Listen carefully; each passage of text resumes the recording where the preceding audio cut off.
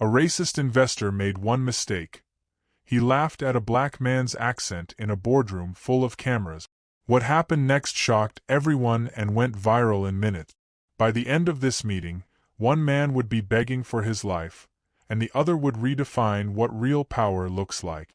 This is a true story of pride, prejudice, and the moment everything changed. The glass doors of the Marriott Marquis Houston swung open at 8:47 a.m. Desmond Cole stepped into the lobby wearing a navy blue suit that fit him like it was sewn onto his body.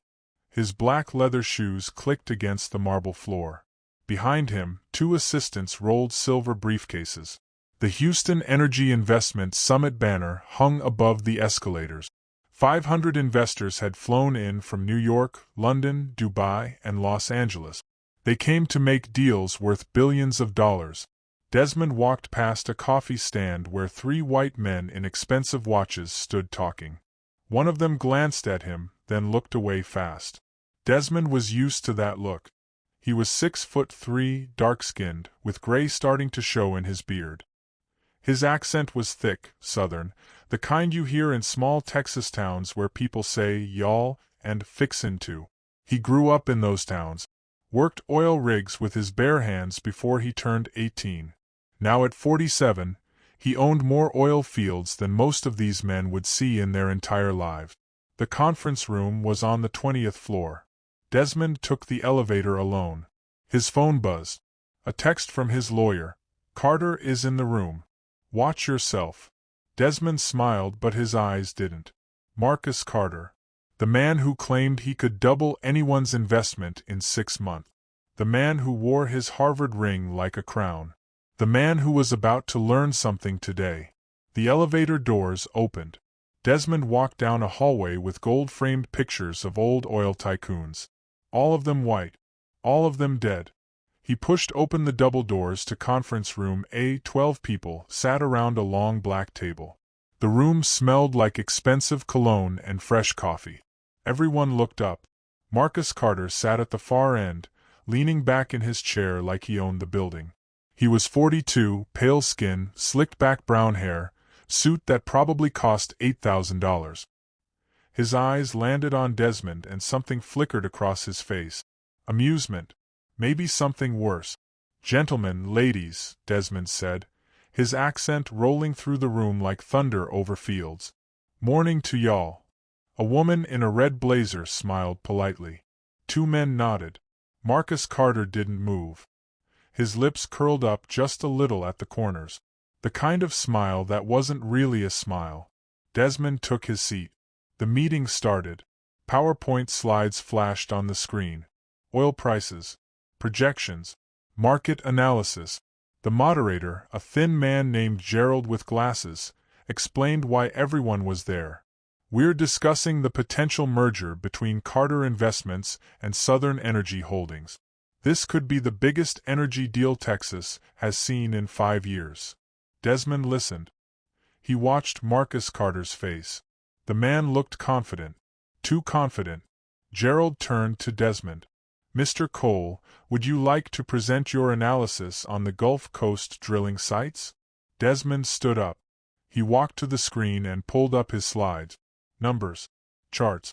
Profit margins. "Now what we got here," he began, his accent thick as molasses, "is 'bout 47 million barrels sittin' under the Gulf. We fixin' to pull 'em out over the next 18 months. That there is profit margin of." A snort came from the end of the table. Everyone turned.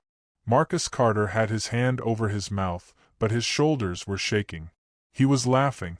Trying not to, but failing. The woman in the red blazer looked uncomfortable.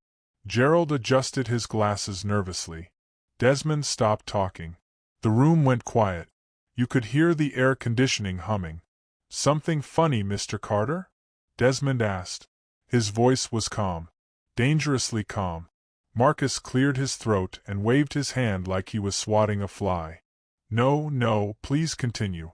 I'm just adjusting to the regional flavor of the presentation." Regional flavor. The words hung in the air like poison. Two people at the table looked down at their papers. Another shifted in his seat. Desmond stared at him for 3 long seconds. Then he continued. As I was saying, the profit margin sits at 32% after operational costs.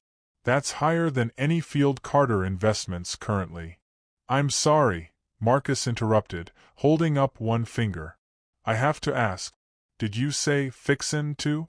Is that technical terminology I missed at Harvard? He grinned and looked around the table like he expected everyone to laugh with him.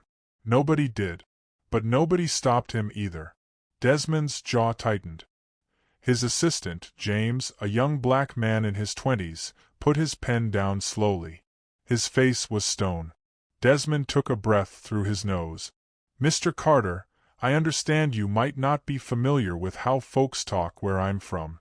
But the numbers don't care about accents. The oil don't care either. Marcus leaned forward, elbows on the table. Oh, I'm sure the oil doesn't care. I'm just wondering if someone with a more polished presentation style might be better suited to represent Southern Energy Holdings in this merger. No offense, of course. You seem like a very hard-working individual. The air sucked out of the room. The woman in red looked like she wanted to disappear. Gerald's face went pale. Hard-working individual. Everyone knew what that meant. Everyone heard what he wasn't saying out loud. Desmond stood completely still. His hands rested on the table. His eyes never left Marcus Carter's face.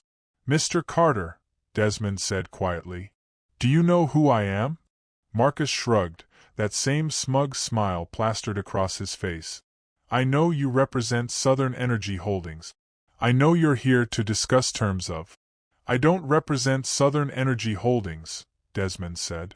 Each word dropped like a hammer. I own it. Marcus blinked. His smile froze. I'm sorry, what? Desmond reached into his jacket pocket and pulled out a single piece of paper. He slid it across the table.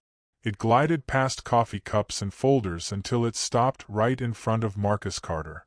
That there is my majority stake in this company. 68%. I also own 33% of Carter Investments. He paused. Let that sink in.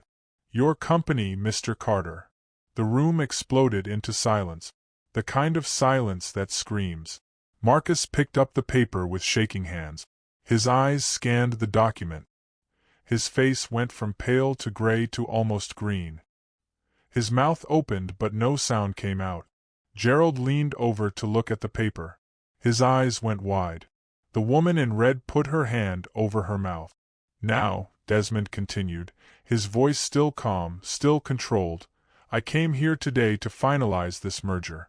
I came here to make all of us a lot of money.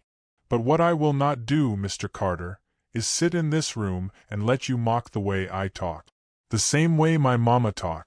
The same way my granddaddy talked when he was picking cotton for pennies so his children could have better. Marcus tried to speak. Mr. Cole, I didn't. I wasn't trying to. You're fired. 2 words. Simple. Final.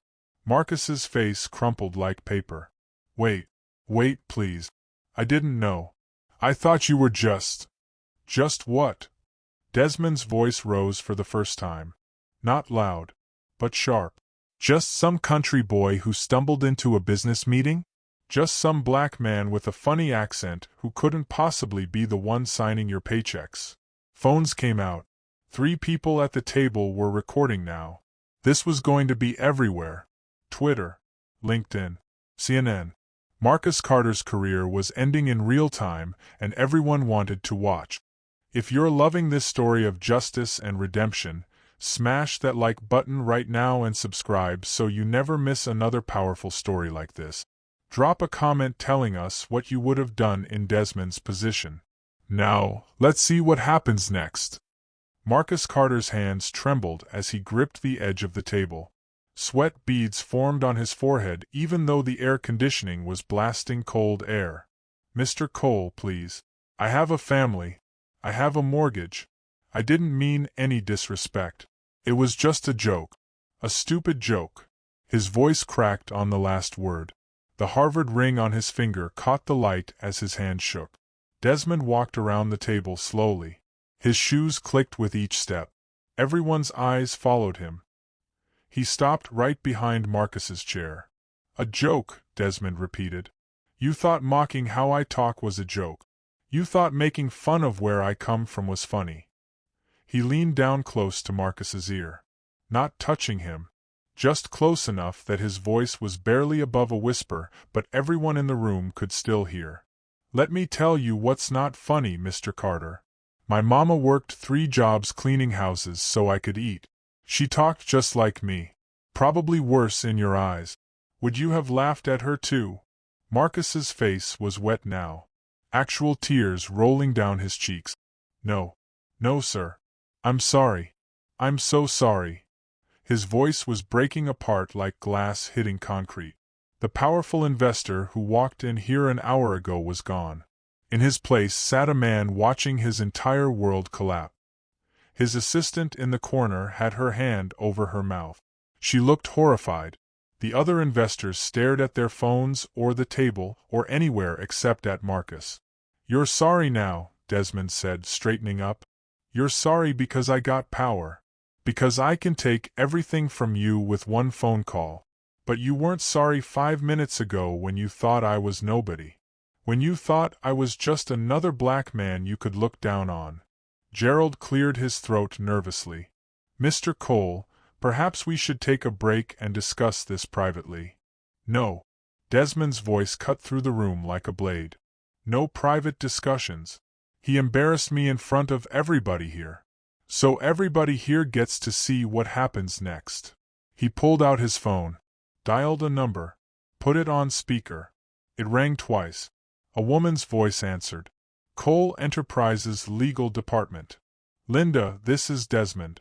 I need you to draw up termination papers for Marcus Carter. Effective immediately. Send them to Conference Room A at the Marriott Marquis." "Yes, sir. I'll have them ready in 10 minutes. The call ended. Marcus made a sound like a wounded animal. "Please. Please, Mr. Cole. I'll apologize publicly. I'll do whatever you want. My daughter starts college next year. My son has medical bills. Please don't do this." He was fully crying now. Not trying to hide it anymore. His expensive suit looked ridiculous on a man falling apart. Snot ran from his nose.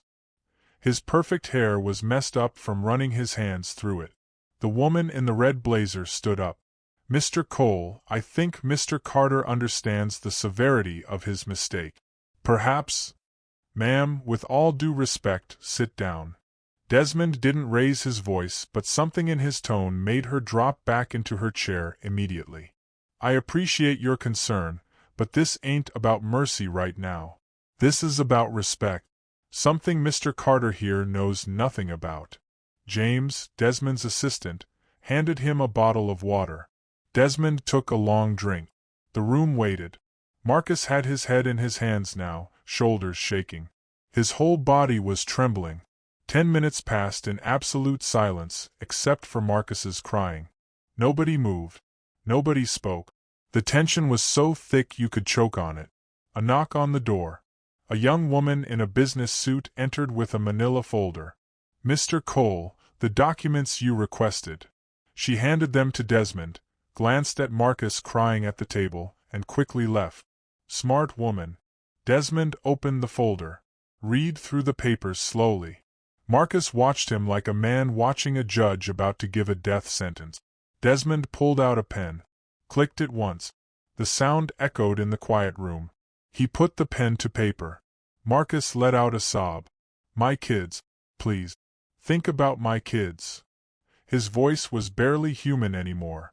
Just pure desperation and pain. Desmond stopped. The pen hovered over the signature line. He looked at Marcus for a long moment. Then he closed the folder. Didn't sign it.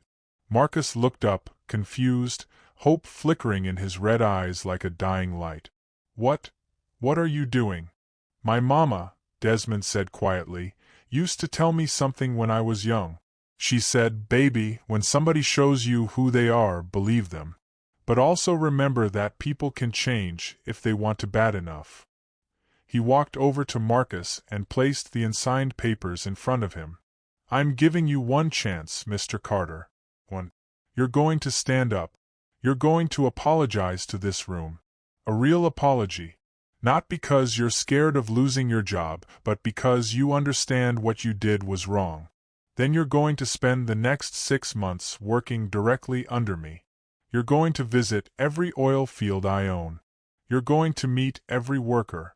You're going to learn their names, their stories, how they talk, where they come from. And if after 6 months I believe you've actually learned something about respect, you keep your job. If not, these papers get signed and you're done. Not just with my companies, but I'll make sure every energy firm from here to Saudi Arabia knows exactly why. The room gasped.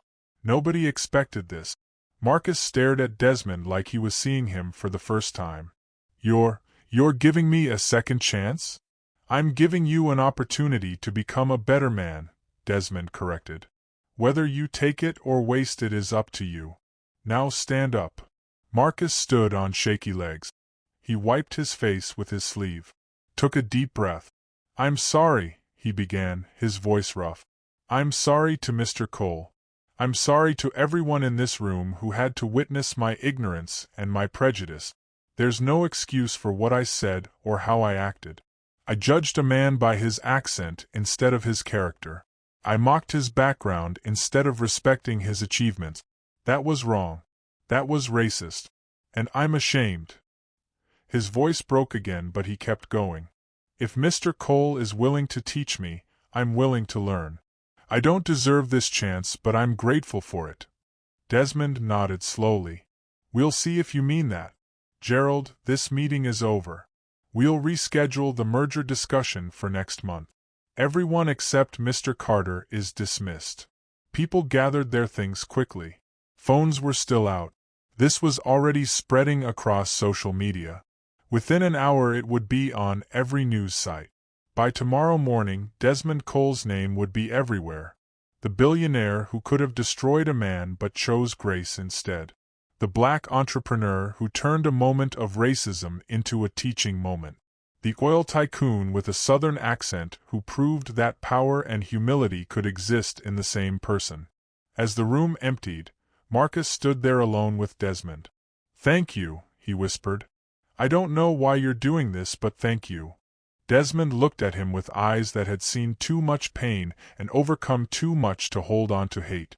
I'm doing this because somebody gave me a chance once when I didn't deserve it either. And because my mama raised me to be better than the people who tried to keep me down. Don't make me regret it, Mr. Carter. I won't, sir. I promise I won't. Desmond picked up his briefcase, walked to the door, stopped and looked back.